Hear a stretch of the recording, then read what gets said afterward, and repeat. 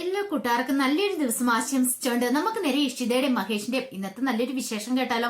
അതിനു മുമ്പ് ആദ്യമായി കാണുന്നവരാണെങ്കിൽ ചാനൽ ഇഷ്ടപ്പെട്ട ഒന്ന് സബ്സ്ക്രൈബ് ചെയ്യാൻ മറക്കരുത്. വീഡിയോ ഇഷ്ടപ്പെടുവാണെങ്കിൽ ഒരു ലൈക്ക് തരാനും മറക്കരുത് കേട്ടോ. അപ്പൊ നമുക്ക് നേരെ നമ്മുടെ വിശേഷത്തിലേക്ക് പോയാലോ. അങ്ങനെ ഇന്നത്തെ വിശേഷത്തില് ഇഷിത ഹോസ്പിറ്റലിൽ നിന്ന് വീട്ടിലേക്ക് വരുവാണ്. ഈ സമയത്ത് മാഷ് താഴെ കാത്തിരിക്കുന്നുണ്ടായിരുന്നു. പിന്നീട് ചിപ്പിമോളെ കുറിച്ചൊക്കെ ചോദിക്കുകയാണ്. എല്ലാം കേട്ടുകഴിഞ്ഞപ്പത്തിന് ഇഷിത പറഞ്ഞു ഇപ്പൊ കുഴപ്പമൊന്നും ഇല്ലാന്നൊക്കെ പറയുന്നുണ്ട്. പിന്നീട് പറഞ്ഞു അതെ മഹേഷാണ് ചിപ്പിമോൾക്ക് ബ്ലഡ് കൊടുത്തതെന്ന് പറയാം. അത് കേട്ടതും മാഷ് പറഞ്ഞു മഹേഷിന് ഇപ്പൊ നല്ല മാറ്റം ഉണ്ടല്ലേന്ന് ചോദിക്കുക. അതേ മാറ്റമുണ്ട്. ഇന്ന് ബ്ലഡ് കൊടുക്കുന്ന സമയത്ത് ഞാന് മഹേഷിന്റെ ബ്ലഡ് സാമ്പിളും ചിപ്പിമോളുടെ ബ്ലഡ് സാമ്പിളും കൂടെ കളക്ട് ചെയ്ത് ഞാൻ DNA ടെസ്റ്റിന് അയച്ചിട്ടുണ്ടെന്ന് പറയണം. ഇത് കേട്ടത് മാഷൊരു ഞെട്ടനുണ്ടായി. അല്ല മോളെ അത് പിന്നെ അങ്ങനെ ചെയ്ത അതിന്റെ റിസൾട്ട് വരുമ്പം വേദനിപ്പിക്കുന്ന ആയിരിക്കില്ലേ. അങ്ങനെ നോക്കിയിട്ട് കാര്യമില്ല അച്ഛാ. ഇതിന്റെ സത്യാവസ്ഥ എന്താണെന്നറിയണം. ഒരു പക്ഷെ ആകാശ് മേനോന്റെ ഈ തെളിവുണ്ടെന്നാ പറഞ്ഞേ. അത് എത്രമാത്രം സത്യമെന്ന് നമുക്കറിയാൻ പാടില്ല. അപ്പൊ നമ്മള് ഒരു തെളിവുണ്ടാക്കി വെക്കുന്ന നല്ലതല്ലേ. എന്തായതൊന്നും അറിയത്തില്ലോ. ഇത് കേട്ടതും മാഷ് പറഞ്ഞു എന്നാലും എനിക്ക് പേടിയാവുന്നുണ്ട്. എന്തായിരിക്കും സത്യം എന്ന് അറിയില്ലോ. ഒരു പക്ഷെ അച്ഛനറിയാവോ ഞാനും മഹേഷും കല്യാണം കഴിച്ചത് പോലും ചിപ്പിമോൾക്ക് വേണ്ട. ഇത് കേട്ടതും മാഷ് പറഞ്ഞു അതെനിക്ക് അറിയാവുന്ന കാര്യമല്ലേ. അതുകൊണ്ട് ഇനി ഒരു പക്ഷേങ്കിൽ ചിപ്പിമോള് മഹേഷിന്റെ അല്ലെന്ന് തെളിഞ്ഞ ഞങ്ങൾ തമ്മിൽ ഡിവോഴ്സാവും. അത് മുൻകൂർ പറഞ്ഞിരിക്കുന്ന കാര്യമാണ്. അതുകൊണ്ട് എന്റെ മഹേഷിനും ജീവിതത്തിന് അത്രമാത്രം ആയുസ് ഉണ്ടായിരിക്കുള്ളൂ എന്ന് പറയാണ് ജീവിതത്തിന്. ഇത് കേട്ട് കഴിഞ്ഞപ്പോ മാഷിന് ആ പട വിഷമായി. അങ്ങനെയൊന്നും ഒരിക്കലും സംഭവിക്കില്ല മോളെ. എനിക്കറിയാം മഹേഷിന്റെ തന്നെയാണ് ചിപ്പിമോള്. എനിക്ക് ഉറപ്പുണ്ടെന്ന് പറയാണ്. ഇത് കേട്ട് കഴിഞ്ഞപ്പോ ഇഷിത പറഞ്ഞു അങ്ങനെ ആവണമെന്ന് എന്റെയും പ്രാർത്ഥന. ചിപ്പിമോളെ കുറിച്ച് ഓർത്തിട്ട് എനിക്ക് ഒരു സമാധാനം ഇല്ലെന്ന് പറയാണ്. അച്ഛാ ഈ കാര്യങ്ങളൊന്നും ഒരു കാരണവശാലും അമ്മയോട് പറയണ്ട കേട്ടോ. അമ്മയോട് പറഞ്ഞിട്ടുണ്ടെങ്കിൽ അമ്മയ്ക്ക് സഹിക്കാൻ പറ്റില്ല. പാവം അല്ലെങ്കിൽ തന്നെ നല്ല വേദന ഉണ്ടായിരിക്കും പറയണം. ഇത് കേട്ട മാഷ് പറഞ്ഞു അത് പിന്നെ പ്രത്യേകിച്ച് പറയാണ്ട മോളെ. അല്ലെങ്കിൽ ഈ കല്യാണം നടത്തിയെന്നും പറഞ്ഞിട്ട് അമ്മയ്ക്ക് നല്ല വിഷമം ഉണ്ടായിരുന്നു. എന്തായി തീരും എങ്ങനെയായി തീരും എന്നൊരു ചിന്ത. പെറ്റമ്മയല്ലേ. മോളെ കുറിച്ചുള്ള ടെൻഷൻ അങ്ങനെ ഓരോ ദിവസം അമ്മയുടെ മനസ്സിലിങ്ങനെ അലട്ടിക്കൊണ്ടിരിക്കുക. മോൾക്കൊരു നല്ല ജീവിതം കിട്ടുന്നോടം വരെ ഇനി അമ്മയുടെ മനസ്സിൽ വേദന മാത്രം ഉണ്ടായിരിക്കുള്ളൂ എന്ന് പറയാം. ഇത് കേട്ടതും ഇഷിത പറഞ്ഞു അതുകൊണ്ടാണ് ഞാൻ പറഞ്ഞത് ഒരു കാരണവശാലും അമ്മയോട് ഈ കാര്യങ്ങളൊന്നും പറയണ്ടെന്ന്. പിന്നീട് ഇഷിത മുകളിലേക്ക് കയറി വരുവാണ്. ഈ സമയത്ത് ചിപ്പിമോളെ മടി വെച്ചോണ്ടിരിക്കുകയാണ് സ്വപ്നവലി. അപ്പൊ മഞ്ജിമ അടുത്തുണ്ട്. പിന്നീട് ചിപ്പിമോളോട് ചോദിച്ചു എങ്ങനെയുണ്ട് മോൾക്കിപ്പം. കുറവുണ്ട് അച്ഛമ്മ, എന്നാലും ഇടയ്ക്കിടയ്ക്ക് വേദന ഉണ്ടാവുന്നുണ്ടെന്ന് പറയാം. സാരമില്ല കേട്ടോ. മോളിനെ അപ്പുറത്തേക്ക് അതെ ഇഷിത വീട്ടിലേക്ക് ഓടി പോകണ്ട കേട്ടോ എന്ന് പറയണം. ആ സുത്രാന്റെ അടുത്തേക്ക് മോൾ എന്തിനാ ഓടി പോന്നെ. അത് പിന്നെ അതെ എന്റെ സ്വന്തം അല്ലേന്ന് ചോദിക്കണം. സ്വന്തമോ? അതെ എന്റെ അമ്മയുടെ വീടല്ലേ. അപ്പൊ ഞാനിവിടെ പോണ്ടേന്ന് ചോദിക്കണം. ഇത് കേട്ടതും മഞ്ജിമ പറഞ്ഞു കേട്ടില്ലേ അമ്മേ, അമ്മയുടെ വീടല്ലേന്ന് എല്ലാം അവള് പറഞ്ഞു പഠിപ്പിച്ചു വെച്ചിരിക്കാന്ന് പറയാം. പിന്നീട് ഇഷിത പറഞ്ഞു എനിക്ക് എന്റെ അമ്മയുടെ വീട്ടുകാരെ ഒത്തിരി ഇഷ്ടമാന്നൊക്കെ പറയണം. അത് കേട്ട് സ്വപ്നവലിക്ക് ഒത്തിരി അങ്ങ് ഇഷ്ടപ്പെട്ടില്ല. അപ്പോഴേക്കാണ് ഇഷിത വരുന്നത്. ഇഷിതയെ കണ്ടതും ചിപ്പിമോൾ അമ്മയെന്നും പറഞ്ഞുകൊണ്ട് ചാടി എഴുന്നേക്കുവാണ്.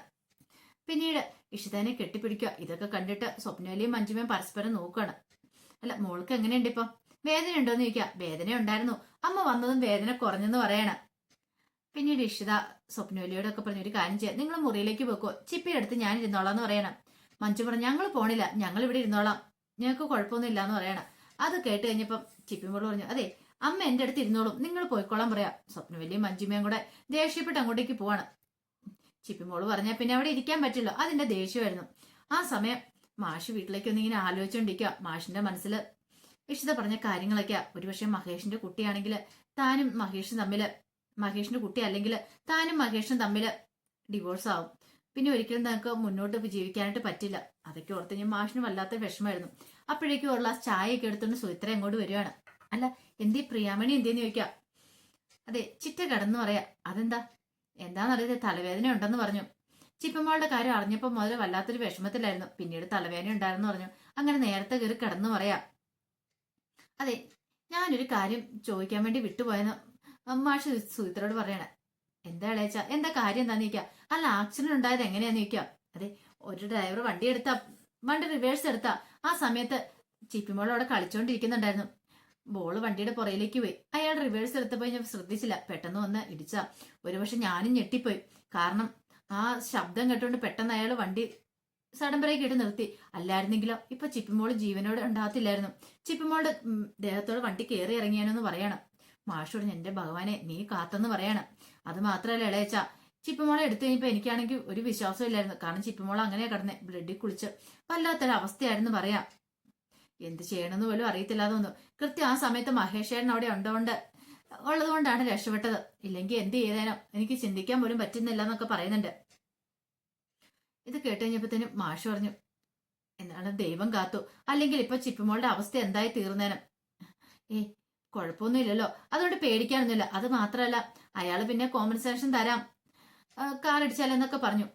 പിന്നെ മഹേഷേട്ടൻ പറഞ്ഞു വേണ്ട, കാരണം അറിയാതെ സംഭവിച്ചു പോയതല്ലേ, അതിന്റെ പേരിൽ ഇനി ഒന്നും വേണ്ട എന്നൊക്കെ പറയാം. ചിപ്പിമോളുടെ ഭാഗത്തും തെറ്റുണ്ടല്ലോ. വണ്ടി റിവേഴ്സ് എടുത്ത് കഴിഞ്ഞപ്പോഴത്തേനും പന്ത് പോയെന്ന് പറഞ്ഞ് ഓടിപ്പോയി ചിപ്പിമോൾ എടുക്കാൻ പോയതുകൊണ്ടാ അങ്ങനെ സംഭവിച്ചേ. അയാളെ തെറ്റ് പറഞ്ഞിട്ട് കാര്യമൊന്നുമില്ലെന്ന് പറയാം. പിന്നെ ഇളയച്ച ഒരു കാര്യമുണ്ട്, ഇന്ന് ഞാൻ ഹോസ്പിറ്റലിൽ ചെന്ന് കഴിഞ്ഞപ്പോ മഹേഷിന്റെ ബ്ലഡ് ഗ്രൂപ്പ് ഒക്കെ അല്ല മഹേഷിന്റെ ബ്ലഡ് ഒക്കെ വിശേഷിച്ചെടുക്കുന്നുണ്ടായിരുന്നു ചിപ്പിമോളുടെ. അതെന്തിനാന്ന് അറിയില്ല എന്ന് പറയണം. ഇത് കേട്ട മാഷിലൊരു ഞെട്ടലുണ്ടായി. അതെന്തിനായിരിക്കും, എന്തെങ്കിലും ടെസ്റ്റ് ഒക്കെ നടത്താൻ വേണ്ടിയായിരിക്കും എന്ന് പറയണം. എന്തിനാന്ന് അറിയത്തില്ല. അത് മാത്രമല്ല, അതിനുശേഷം ആ രചന ആകാശം കൂടെ വന്ന് ഹോസ്പിറ്റലിൽ കിടന്ന് എന്തൊക്കെയോ തർക്കങ്ങളൊക്കെ ഉണ്ടാക്കുന്നുണ്ടായിരുന്നു. ഇഷ്ടതേച്ചിയും മഹേഷേനും തമ്മിൽ എന്താ കാര്യം എന്ന് എനിക്ക് അറിയില്ല എന്ന് പറയാം. നീ അതിനെക്കുറിച്ച് കൂടുതൽ ആലോചിക്കാനും ചിന്തിക്കാനൊന്നും പോണ്ട, പോയി കിടന്ന് ഉറങ്ങാൻ നോക്ക്, എനിക്ക് ഉറക്കം വരുന്നെന്ന് പറഞ്ഞിട്ട് മാഷ് അങ്ങോട്ട് കയറി പോകണം. മാഷിനാണെങ്കിൽ വല്ലാത്തൊരു ടെൻഷനായി. ഇനി ഇവിടെ സത്യങ്ങളൊക്കെ അറിയുവോ? അങ്ങനെ അറിഞ്ഞിട്ടുണ്ടെങ്കിൽ ഉറപ്പായിട്ട് പ്രിയാമണി അറിയുകയും ചെയ്യും. അതൊരു കാരണവശാലും പാടില്ല. തന്റെ നാവിൽ നിന്ന് ഒരിക്കലും ആ ഒരു രഹസ്യം പുറത്തുവിടാണ്ട് പാടില്ല എന്നൊരു ചിന്തയായിരുന്നു മാഷിന്റെ മനസ്സില്. ഈ സമയം ഈശ്വരന് നേരെ മഹേഷിന്റെ മുറിയിലേക്ക് ചെല്ലുവാണ്. മഹേഷിന്റെ മുറി ചെന്ന് കഴിഞ്ഞപ്പോ മഹേഷ് ഇങ്ങനെ എഴുതിക്കൊണ്ടിരിക്കുവായിരുന്നു. എന്താ മഹേഷ്, കിടക്കാറായില്ലേന്ന് ചോദിക്കാം. കുറച്ചുകൂടി എഴുതാണ്ട്. ഫുഡ് കഴിച്ചോ? ഇല്ല. ആഹാ, അത് കൊള്ളാലോ, എന്നാ ബാ കഴിക്കാൻ, നമുക്ക് ഒരുമിച്ച് കഴിക്കാന്ന് പറയണേ. എനിക്ക് വിശപ്പില്ല. അത് പറഞ്ഞിട്ട് കാര്യമില്ല, ഫുഡ് കഴിക്കണമെന്ന് പറയണം. ഫുഡ് കഴിക്കാതിരുന്നിട്ട് എന്ത് ചെയ്യാനാ? അതെ, എന്റെയും ചിപ്പിമോളെ ഒരു DNA നടത്തിയാലെന്ന് ഞാൻ വിചാരിക്കുക. DNA ടെസ്റ്റോ? അതിപ്പോ എന്തിനാ DNA ടെസ്റ്റ് നടത്തുന്നത്? അല്ല, അത് പിന്നെ ഞാന് മഹേഷിന് എന്തെങ്കിലും സംശയമുണ്ടോ ചിപ്പിമോളെ കുറിച്ച്? ഇല്ല. പിന്നെന്താ കുഴപ്പം? അല്ല, ആ രജനി ആകാശ് ഇന്ന് ഹോസ്പിറ്റലിൽ വന്നല്ലോ, അവരെന്താ നിന്നോട് പറഞ്ഞെന്ന് ചോദിക്കുക. അവര് പ്രത്യേകിച്ചൊന്നും പറഞ്ഞില്ല എന്ന് പറയാ. ഒന്നും പറഞ്ഞില്ലേ എന്നും മഹേഷ് ചോദിക്കുക. പറഞ്ഞില്ലേ എന്ന് വെച്ച് ചില കാര്യങ്ങളൊക്കെ പറഞ്ഞു, അതിന് തക്കതായ മറുപടി ഞാൻ കൊടുത്തിട്ടുണ്ട്. ആ കാര്യം അപ്പോഴത്തേക്ക് ഞാൻ അങ്ങോട്ട് ക്ലോസ് ചെയ്യുമെന്ന് പറയാം. പക്ഷെ മഹേഷിന്റെ ഉള്ളില് ഒരു വല്ലാത്തൊരു പൊട്ടിത്തെറിയായിട്ട് അതിങ്ങനെ കിടക്കുന്നുണ്ടായിരുന്നു. പിന്നീട് പറഞ്ഞ് വാ കഴിക്കാൻ എഴുന്നേറ്റ് വാ, പട്ടിണി കിടക്കല്ലെന്നൊക്കെ പറഞ്ഞിട്ട് മഹേഷ് നിർബന്ധിച്ച് കൂട്ടിക്കൊണ്ട് പോവാണ്. ആ സമയം ഡൈനിങ് റൂമിലിരുന്ന് രാമനാഥന് സ്വപ്നയോട് ഫുഡ് കഴിക്കുക.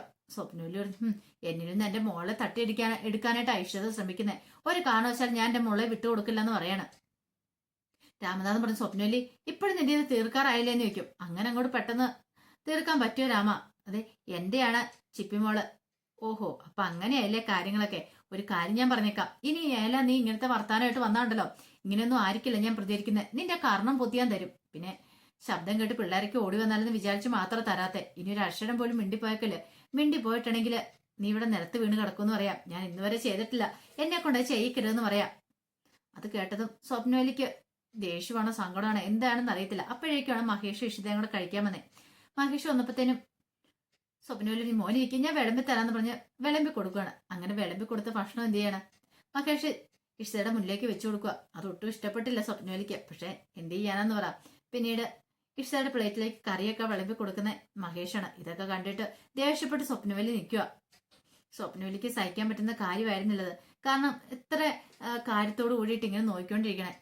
പിന്നീട് സ്വപ്നവലി പറഞ്ഞു, മോനെ ഈ കുടുംബത്തിലെ പ്രശ്നങ്ങളൊക്കെ മാറാനായിട്ട് ഞാനേ മല ചവിട്ടിയേക്കാൻ നേർച്ച നടന്നിട്ടുണ്ട്. ആരെ കൊണ്ട്?